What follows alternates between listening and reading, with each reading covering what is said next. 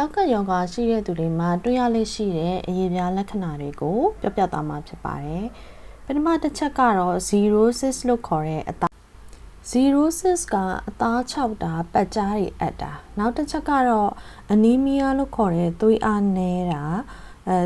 ခန္ဓာကိုယ်ထဲမှာသွေးနီဥတွေကနည်းနေတဲ့အတွက်ကြောင့်အသားကြီးကဖြော့တော့ပြီးတော့ဖြူပက်ဖြူရောဖြစ်နေတာနှာခမ်းတွေဖြူနေတာလက်ဖွားတွေကြည့်လိုက်ရင်ဖြူနေတာ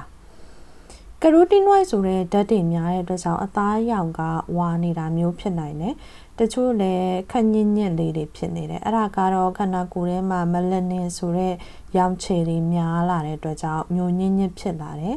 မဲလာတယ်ပေါ့အသားမဲလာတယ်အသားညိုလာတယ်အရင်ကခက်ဖြစ်ဖြူဆိုလို့ရှိရင်အသားသေးသေးတသားကြီးညိုကျလာတယ်နောက်တော့ဒီသွေးကြောတွေကခန္ဓာရည်အားနည်းလာတဲ့အတွက်ကြောင့်ထိခိုက်လွယ်တဲ့အတွက်ကြောင့်ဒီသွေးကြည်ဥတာမျိုးပေါ့နော်ထိခိုက်လွယ်တဲ့သွေးကြောနဲ့ပတ်သက်တာလေးတွေလည်းတွေ့ရတယ်အရေးပြားအောက်မှာဆိုရင်သွေးစိမ့်လွယ်တယ်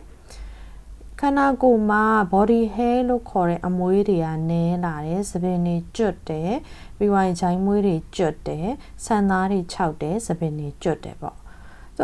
သူတို့တွေကယားလဲယားတက်တယ်ယားလဲယားတက်တဲ့အတွက်ကြောင့်ယားလို့ကုတ်ထားတာတွေကုတ်ရတွေတွေ့ရတယ်ကုတ်တာတွေများတဲ့အတွက်ကြောင့်ခန္ဓာကိုယ်ကအရေပြားတွေကထူထူကြမ်းကြမ်းတွေဖြစ်နေတာမျိုးတွေလည်းတွေ့ရပါတယ်